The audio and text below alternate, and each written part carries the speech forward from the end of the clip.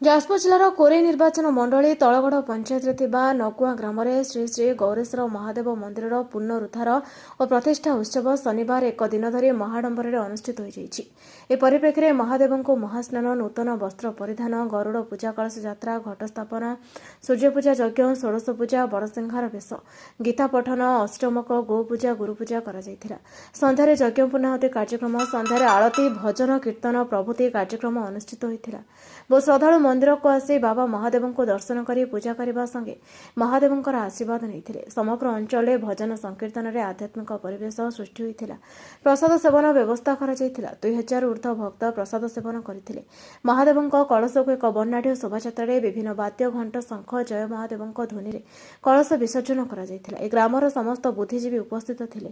ଭକ୍ତମାନେ ପବିତ୍ର ପୂଜା ଉତ୍ସବରେ ମନ୍ଦିର ପ୍ରାଙ୍ଗଣରେ ଉପସ୍ଥିତ ରହି ମହାଦେବଙ୍କ ଦୁର୍ଲଭ ଦର୍ଶନ ପୂର୍ବକ କୃପାଲାଭ କରିଥିଲେ। ମୁଖ୍ୟ କର୍ତ୍ତା ଭାବେ ମୋହନୀ ମୋହନ ସାହୁ ଓ ତାଙ୍କ ସହଧର୍ମିଣୀ ବିଧି ଅନୁସାରେ ପୂଜା କରିଥିଲେ ଓ ସମସ୍ତ ଗ୍ରାମବାସୀମାନେ ସହଯୋଗ କରିଥିଲେ। ଏ କାର୍ଯ୍ୟକ୍ରମରେ ପୂର୍ବତନ ଅର୍ଥମନ୍ତ୍ରୀ ପ୍ରଫୁଲ୍ଲ ଚନ୍ଦ୍ର ଘଡ଼ାଇ ଓ କୋରାଇ ବିଧାୟକ ଆକାଶ ଦାସ ନାୟକ ଯୋଗଦେଇ ବାବା ମହାଦେବଙ୍କୁ ଦର୍ଶନ କରି କୃପାଲାଭ କରିଥିଲେ।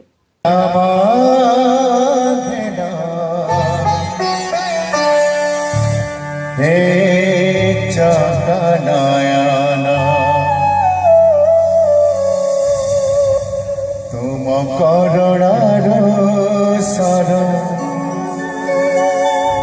तुम करुणार सर बाकी जेते दिना तुम जीवन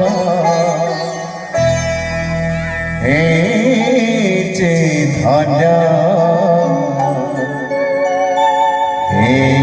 चका नयन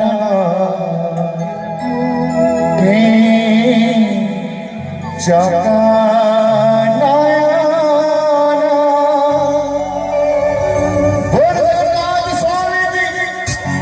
सकाळ प्रणाम चका नयन सकाळ प्रणाम चका नयन।